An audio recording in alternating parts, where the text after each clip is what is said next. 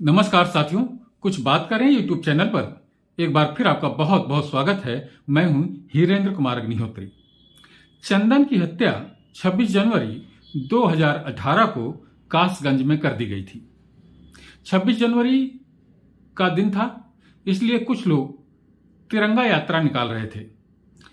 तिरंगा यात्रा निकालने वालों में चंदन भी शामिल था। यह युवक था। तो कुछ मुस्लिम असामाजिक तत्वों ने यात्रा में व्यवधान डालने की कोशिश की और चंदन की गोली मार करके हत्या कर दी। चंदन के माता पिता की ओर से जो एफआईआर की गई उसमें 20 लोग नामजद थे और अन्य लोगों के खिलाफ भी एफआईआर की गई थी।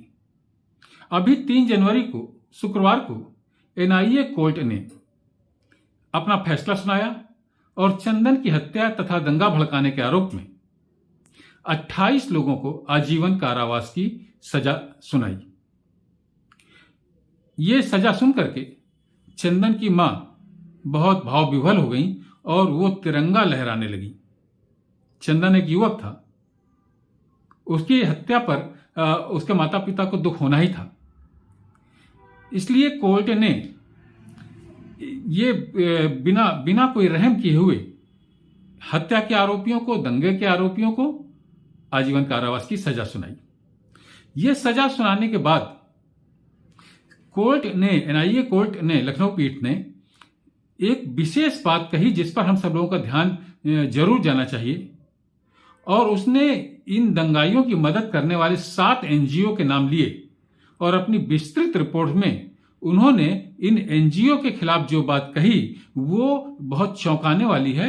और ये एनजीओ के लोग क्या करते हैं ये जानना हम लोगों के लिए बहुत जरूरी है, क्योंकि ये कोर्ट ने कहा है, ये कोई अफवाह नहीं है। और इस पर देखिए, मैं अखबार में क्या निकला है मैं आपको सुनाता हूं। ये एनजीओ के बारे में कोर्ट ने जो कुछ भी कहा है, ये 7 जनवरी इसी महीने के समाचार पत्रों में निकला है और वो मैं आपको पढ़कर सुनाता हूं। एनआईए कोर्ट ने चंदन गुप्ता हत्याकांड के बाद भड़की हिंसा के बाद कासगंज हिंसा पर फैसला सुनाने के साथ ही दोषियों की पैरवी में लगे देशी और विदेशी एनजीओ की भूमिका पर सवाल खड़े किए।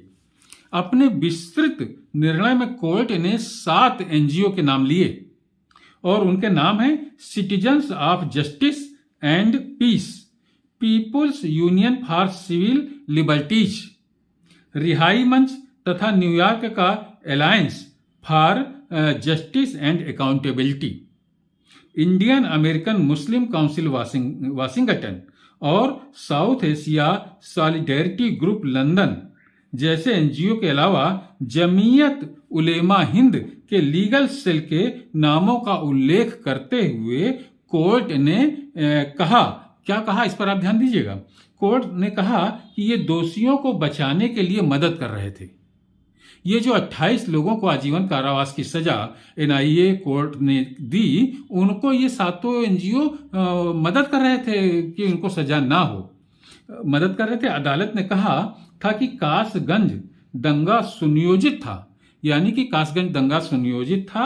राष्ट्रीय जांच एजेंसी की विशेष अदालत ने कहा, ये एनआईए की कोर्ट ने कहा कि इन गैर सरकारी संगठन यानी एनजीओ की फंडिंग कहां से हो रही थी, जो दंगाइयों को और हत्यारों को बचा रहे थे, इनकी फंडिंग कहां से हो रही थी, ये एनआईए कोर्ट ने कहा है।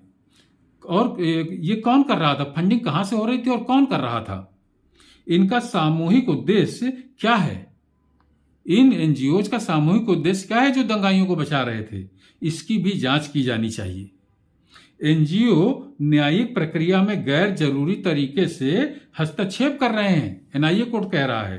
कोर्ट ने नाराजगी जताने के साथ ही उन्हें रोकने के लिए गृह मंत्रालय और बार काउंसिल ऑफ इंडिया को आदेश की एक कॉपी भी भेजी है। जांच एजेंसियों का आरोप है कि जब कभी आतंकी पकड़ा जाता है तो इस तरह के एनजीओ उन्हें बचाने के लिए बड़े बड़े वकील खड़े कर देते हैं और उनकी फंडिंग विदेशों से होती है। ये एनआईए कोर्ट कह रहा है साथियों, एनजीओ की भूमिका पर सवाल खड़े कर रहा है। तो ये इस पर जरूर हम लोगों की जानकारी होनी चाहिए कि आखिर ये एनजीओ करते क्या हैं। ये न्यायालय कह रहा है कि 7 एनजीओ उन दंगाइयों और हत्यारों को बचाने के लिए उनकी पैरवी कर रहे थे। तो वो कह रहा है कि इनकी फंडिंग कहां से होती है, कौन कर रहा था इनकी फंडिंग, इसकी जांच की जानी चाहिए। ये बहुत ही चौंकाने वाला तथ्य एनआईए कोर्ट ने हम लोग के सामने रखा है। ऐसी बातों की भी जानकारी हम लोग को होनी चाहिए साथियों। तो आज की चर्चा में बस इतना ही साथियों। आपको ये वीडियो कैसा लगा, अपनी टिप्पणियों से मुझे जरूर अवगत कराइए और पसंद आने पर इसे लाइक करिए, शेयर करिए। आपने अगर मेरे इस वीडियो को सब्सक्राइब नहीं किया है तो कृपया इसे सब्सक्राइब करें। कल किसी और मुद्दे पर आपसे बात करता हूं, तब तक के लिए जय हिंद, वंदे मातरम।